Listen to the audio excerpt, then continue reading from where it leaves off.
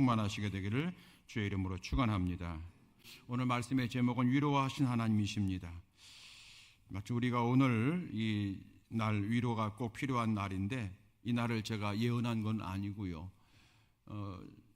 지난주 우리가 추수감사절을 이제 지냈습니다.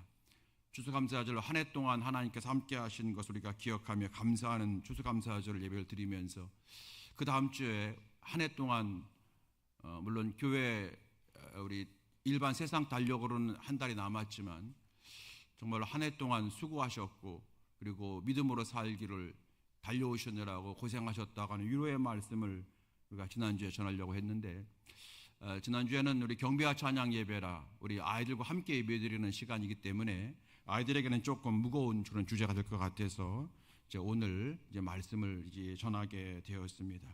여러분, 위로하신 하나님, 오늘 말씀의 제목을 기억하시고 하나님은 나를 위로하신 하나님이시다. 여러분 믿으시고 그리고 그 안에서 새 소망 얻게 되기를 그리고 여러분 용기 얻게 되기를 주님의 이름으로 축원합니다. 위로가 필요한 시대라고 하는 그런 책들이 많이 나와 있습니다. 위로가 필요한 시대. 제목은 조금씩 다르지만 특별히 지난 코로나 이후에 우리 온 국민들이 많이 힘듦과 고통 가운데 있을 때에 위로가 필요한 사회, 위로가 필요한 시대라고 하는 그런 비슷한 제목들의 책들이 많이 있었고요. 정말로 요즘에 우리는 위로가 필요한 시대인 것 같습니다. 왜냐하면 우리에게는 위로가 필요한 많은 환난과 고난이 있기 때문에 그렇습니다. 예기치 않는 고난이 있습니다. 불청객이라고 하죠. 불청객과 같은 고난이 우리 가운데 찾아옵니다. 갑작스러운 질병이 찾아오기도 하고 때로는 갑작스러운 물질의 무너짐을 통해서 굉장히 힘들어하는 고난의 터널을 겪고 있는 성도도 있을 수가 있고 또 어떤 가족 간의 이웃 간의 불편함 속에서 정말로 사는 게 사는 것 같지 않은 그런 고난의 시간을 보내기도 합니다. 그리고 때로는 사랑하는 사람과 이렇게 이별하거나 사별하는 그런 헤어짐을 통한 그런 극심한 고난도 우리 가운데 있어요. 그런 고난은 우리를 힘들게 하죠. 우리의 마음을 낙심하게 하고 절망하게 하고 살고 싶지 않게 하고 모든 것에 우리는 이제 힘을 다 잃어버리게 하고 우울하게 하고 때로는 그래서 극단적인 나쁜 마음까지도 먹게 합니다. 그러므로 그럴 때마다 우리에게 필요한 것이 바로 위로가 아니겠습니까? 괜찮아 라고 하는 너 잘하고 있는 거야. 조금 쉬어도 돼 라고 하는 위로. 그리고 내가 도와줄게, 내가 기도해 줄게, 밥은 먹고 있니? 이런 위로들. 그리고 누가 뭐래도 나는 내 편이야, 너 잘 될 거야, 괜찮아, 잘하고 있어 라고 하는 그런 위로와 격려가 있다면 우리는 그 고난을 이길 수 있는 내적을 힘을 얻게 되지 않습니까? 여러분, 그럴 때 성경 말씀 보니까 우리 하나님을 어떤 하나님이라고 표현하냐면 위로하신 하나님이시라고 말씀하고 있어요. 위로하신 하나님. 하나님은 천지를 창조하시고 하나님은 우리를 심판하시는 하나님일 뿐더러 하나님은 사랑의 하나님이고 그의 백성들을 위로하시는 하나님이시라는 거예요. 여러분, 요한계시록에 보게 되면 하나님이 우리가 천국에 갔을 때 맨 처음 해주시는 것이 뭐예요? 우리의 모든 눈물을 닦아주시더라. 그 말씀을 우리에게 맨 처음 해주시는 거예요. 눈물을 닦아주시는, 위로해주시는 그런 하나님이라는 거죠. 오늘 본문의 말씀에도 하나님은 위로의 하나님이라고 하는 말씀이 기록되어 있어요. 자, 3절 말씀 보시게 되면 3절 보십시다. 우리 다 같이 다시 한번 3절 읽어보겠습니다. 찬송하리로다. 그는 우리 주 예수 그리스도의 하나님이시요 자비의 하나님이시요 모든 위로의 하나님이시며 위로의 하나님이시라는 거예요. 여러분, 하나님은 위로의 하나님이십니다. 그 하나님의 위로하실 힘을 입으시고 하나님 이렇게 말씀하셨어요. 7번 넘어져도 8번 일어서라. 또 이렇게 말씀하셨어요. 피투성이가 되어 있어도 살아있으라 말씀하신 거예요. 왜? 우리를 위로하신 하나님, 그 하나님의 은혜가 있기 때문에 그렇습니다. 여러분, 오늘 말씀을 통해서 다시 한번 하나님 위로가 가득하기를 바라고요. 자, 첫 번째, 하나님은 모든 위로의 하나님이시다. 오늘 3절 말씀 보게 되니까 방금 읽었습니다. 찬송하리로다. 그는 우리 주 예수 그리스도 하나님이시요 자비의 아버지시요 그 다음에 모든 위로의 하나님이시라 그랬습니다. 모든 위로. 왜 모든 위로가 표현되어 있을까요? 모든 사람의, 한두 사람의 위로가 아니라 모든 사람의, 또 이런 것은 위로하시고 저런 것은 위로 안 하시는 것이 아니라 모든 상황에, 모든 일에 위로하신 하나님이 바로 우리 하나님이라는 사실을 우리에게 말씀하고 계시는 겁니다. 오늘 본문은 고린도후서예요. 고린도후서는 우리가 아는 바울이라고 하는 사람이 썼습니다. 사도 바울입니다. 사도 바울은 참 많은 고난을 당했어요. 오늘 말씀에도 우리의 고난, 환난, 고난, 환난, 한 절 한 절 읽을 때마다 환난이 있고 고난이 있고 환난, 고난 계속 반복해 있습니다. 바울이 많은 환난을 당했어요. 고난을 당했어요. 환난과 고난의 차이가 뭘까? 정확한 건 아니지만 고난이 겹치는 것을 환난이라고 하네요. 여러분 오늘 말씀 보게 되면 8절 말씀 보게 되면 바울이 이렇게 말합니다. 형제들아 우리가 아시아에서 당한 환난을 너희가 모르기 원하지 아니하노니 힘에 겹도록 심한 고난 당하여 살 소망까지 끊어졌고, 이렇게 기록하고 있습니다. 아시아라고 하는 것은 소아시아, 터키 지역을 말합니다. 트르키예 지역, 거기서 많은 환난을 당했는데 그때 환난 때문에 살고 싶은 마음까지 없어졌다는 거예요. 사도 바울도 그랬네요. 살고 싶은 마음까지 다 없어졌어요. 그런 환난을 당한 거예요. 구체적으로 어떤 환난인지 우리가 알 수 없습니다만은 우리가 다른 성경, 특별히 사도행전을 통해서 사도 바울이 당한 환난을 우리는 짐작할 수가 있어요. 유대교 교인으로서 잘 나가는 로마 시민권자로서 떠오르는 정치 초년 신인으로서 살아가다가 그다가 예수님을 영접하게 됐고 예수님을 믿고 난 다음에 수많은 고통을 당하기 시작하지 않습니까? 핍박을 당합니다. 바울은 복음을 전하다가 감옥에 여러 번 갇혔어요. 감옥에 갇히면서 감옥에서 묶인 채로 밤을 지새기도 했어요. 그게 여러분 아는 창고가 열리고 옥문이 열렸던 여러분 그 말씀이에요. 그때 여러분 바울은 묶인 채로 밤을 지새웠어요. 때로는 사람들한테 심한 구타를 당했어요. 묻지마 구타입니다. 그래서 죽을 만큼 맞아서 기절했고 사람들이 죽은 줄 알고 저 밖에다가 버리기까지 했습니다. 극렬 유대 교인들은 이제 자기들을 배신했다고 해서 바울을 창문에서 밀어 죽이려고까지 했습니다. 그렇게 죽음의 고비를 수없이 넘겼어요. 바울이 육신적인 고난, 그 고난을 겪으면서 바울은 살고 싶지 않다 생각했던 겁니다. 그런데 또 한 가지 육신의 고난뿐 아니라 정신적 고난까지 당했어요.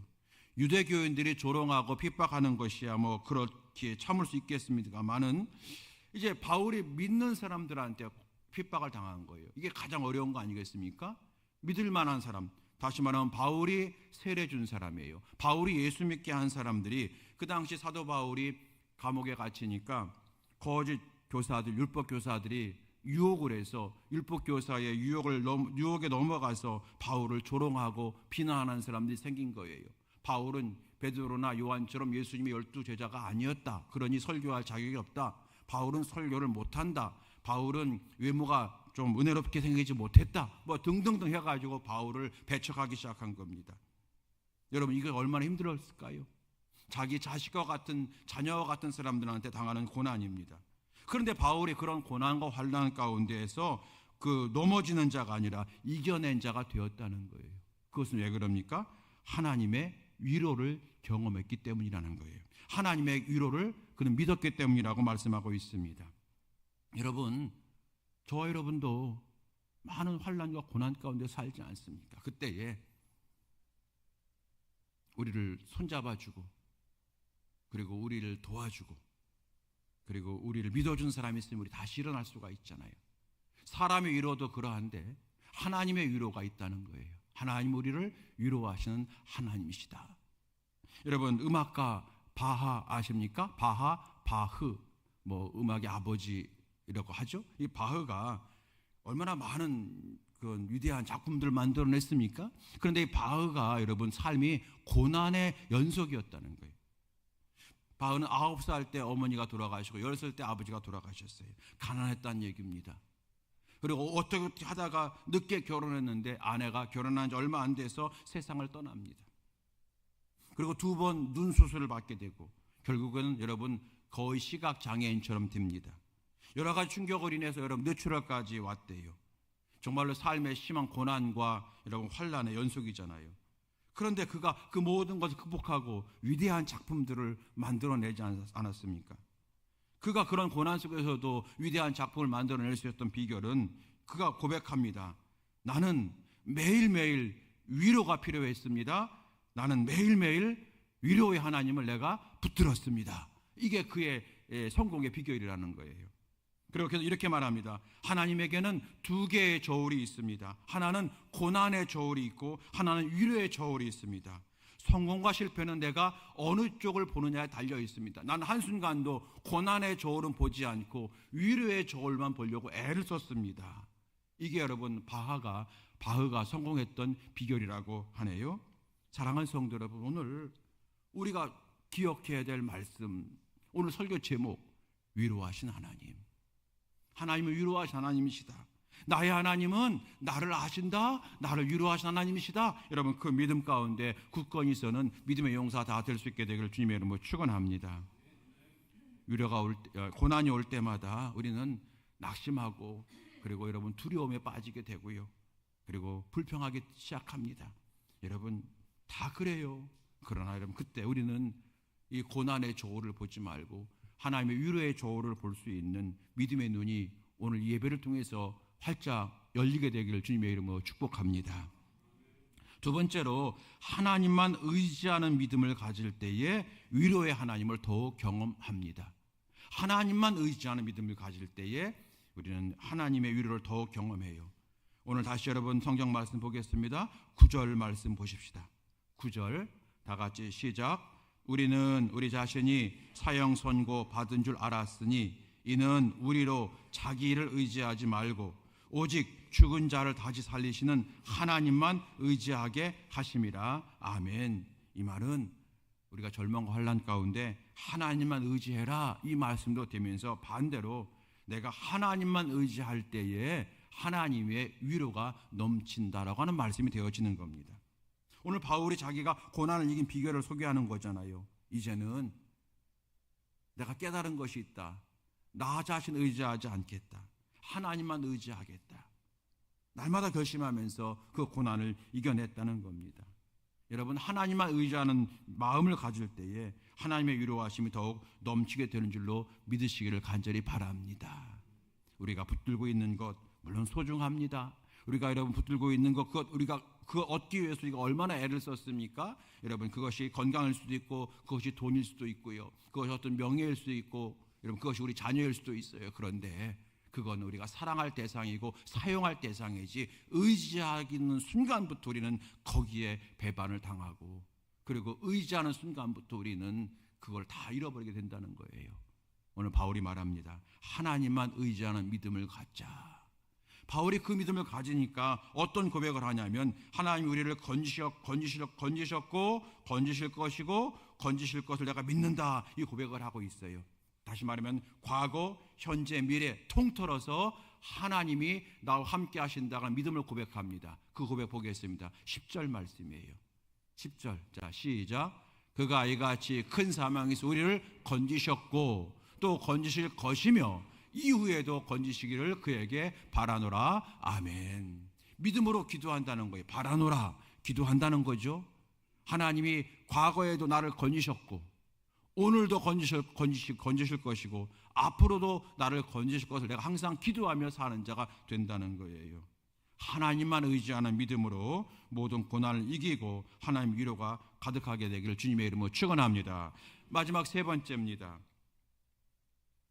다른 사람을 위로하는 사람이 될 때에 나도 어렵지만 나도 힘들지만 힘든 다른 사람을 내가 위로하는 사람이 될 때에 하나님은 더 큰 위로를 우리에게 허락하신다는 거예요.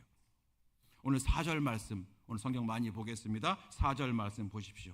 4절 자 시작. 우리의 모든 환난 중에서 우리를 위로하사 우리로 하여금 하나님께 받는 위로로서 모든 환난 중에 있는 자들을 능히 위로하게 하시는 이시로다. 아멘. 하나님이 우리를 위로하시는데 하나님께 받은 위로를 가지고 나만 위로받는 것이 아니라 하나님 모든 환난 중에 있는 사람들을 위로하는 자가 되라고 말씀하는 거예요. 이럴 때 하나님이 더 크게 역사하신다는 겁니다. 하나님이 우리를 위로하시는 이유는 나뿐 아니라 하나님께 위로를 받은 다음에 다른 사람을 위로하는 자로 하나님이 세우신다는 거예요. 그럴 때 하나님이 더 크게 역사하신다는 거예요. 여러분, 우리가 환난과 고난을 당할 때 하나님 우리를 직접적으로 위로하시기도 하시지만 때로 사람을 통해 위로를 받게 하시잖아요. 바로 그 사람이 내가 되는 거예요. 하나님의 마음, 하나님의 손과 발이 내가 될 때에 하나님은 나를 더 크게 위로하신다는 말씀이에요. 사무엘상 22장 이하에 보게 되면 다윗이라는 사람이 나오죠. 여러분, 다윗 아시죠? 다윗이 도망자 신세가 됩니다. 왜 도망자 신세가 됐습니까? 사울 왕이 이제 잘못 생각한 거죠. 오해한 거죠. 시기와 질투에 눈이 멀어서 다윗이 자기를 없애고 왕이 될 거라고 하는 그러한 생각에 사로잡혀서 질투와 시기심에 사로잡혀서 다윗을 죽이려고 했어요. 다윗은 사울의 사위예요. 그런데도 권력 앞에는 여러분 그런 게 없나 봅니다. 그래서 다윗을 죽이려고 했죠. 그래서 다윗이 도망을 다니게 되지 않습니까? 여러분, 얼마나 억울했겠어요. 다윗이 자기는 잘못한 게 없는데 누명을 쓴 거고 시기를 받은 거고 질투의 화신이 된 사울에게 쫓김을 당하게 되는 겁니다. 다윗은 형제 자매를 만날 수도 없어요. 집으로 돌아갈 수도 없어요. 홀로 도망 다닙니다. 그런데 사무엘상 22장 1절 2절 말씀 보게 되면 이런 일이 벌어집니다. 그러므로 다윗이 그곳을 떠나 아둘람 굴로 도망하며 그의 형제와 아버지의 온 집이 듣고 그에게 내려가서 그에게 이르렀고 환난당한 모든 자와 빚진 모든 자와 마음이 원통한 자가 다 그에게로 모였고 그는 그들의 우두머리가 되었는데 그와 함께한 자가 400명가량이었더라. 무슨 얘기입니까, 여러분? 400명이 다윗에게 몰려왔어요.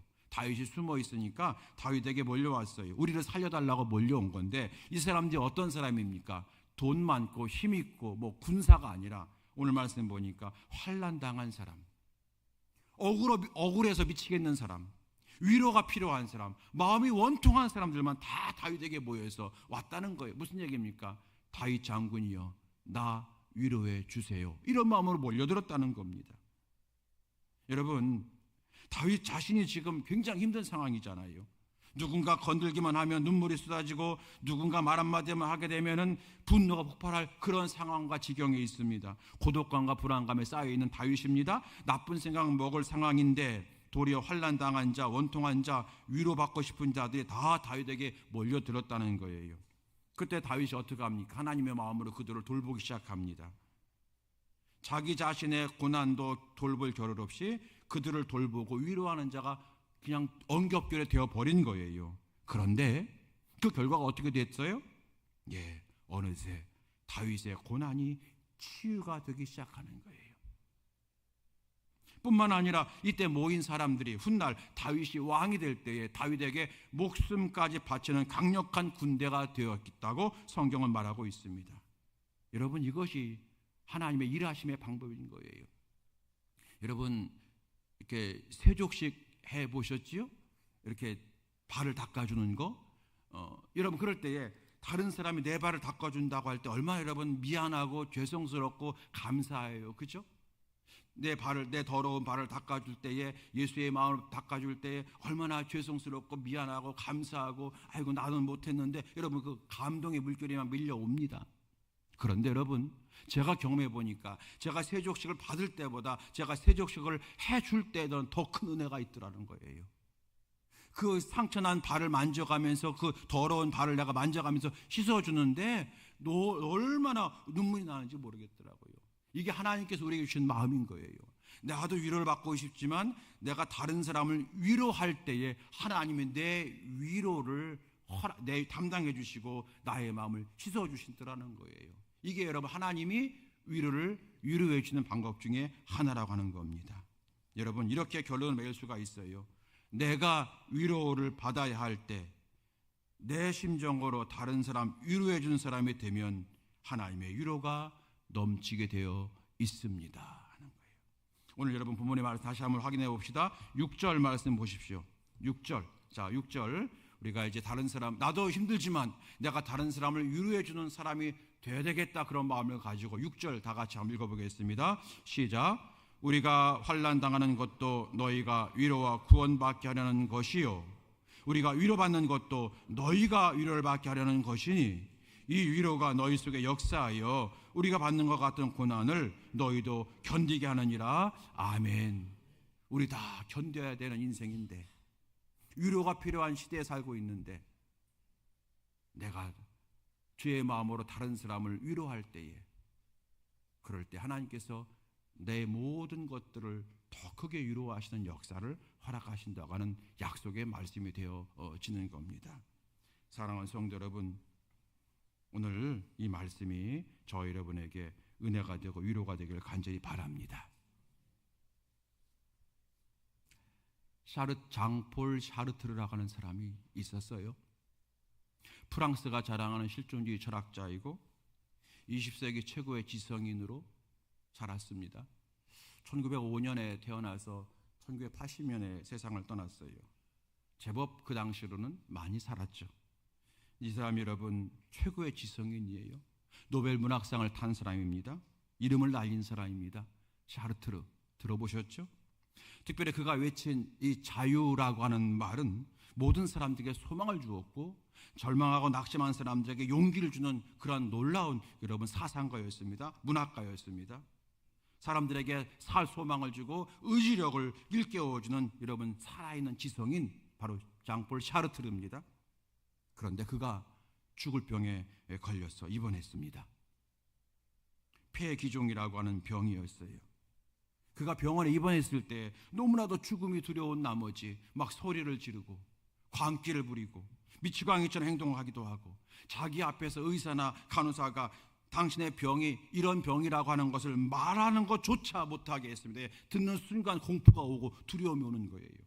그렇게 여러분 죽음의 공포에 휩싸이다가 1980년 4월 15일 병원에서 쓸쓸히 비참하게 일그러진 얼굴로 세상을 샤르트르가 떠나요. 사람들은 그토록 삶의 의지를 강조했던 샤르트르가 왜 그렇게 비참하게 죽어야 되는지 강한 의문을 갖기 시작합니다. 그때에 한 신문사에 한 사람이 이렇게 투고합니다. 샤르트르가 비참했던 것은 그에게 돌아갈 하나님이 없기 때문이었다. 프랑스에 샤르트르가 있었다면 독일에는 보네포라고 하는 목사님이 계셨어요. 그는 샤르트르보다 한 30년 먼저 젊은 나이에, 제 기억으로는 40대였던 것 같아요. 젊은 나이에 세상을 떠납니다. 세계 2차 대전이 일어났을 때에 나치 히틀러에 항거하다가 감옥에 갇혔고 한 수용소에서 죽음을 맞이합니다.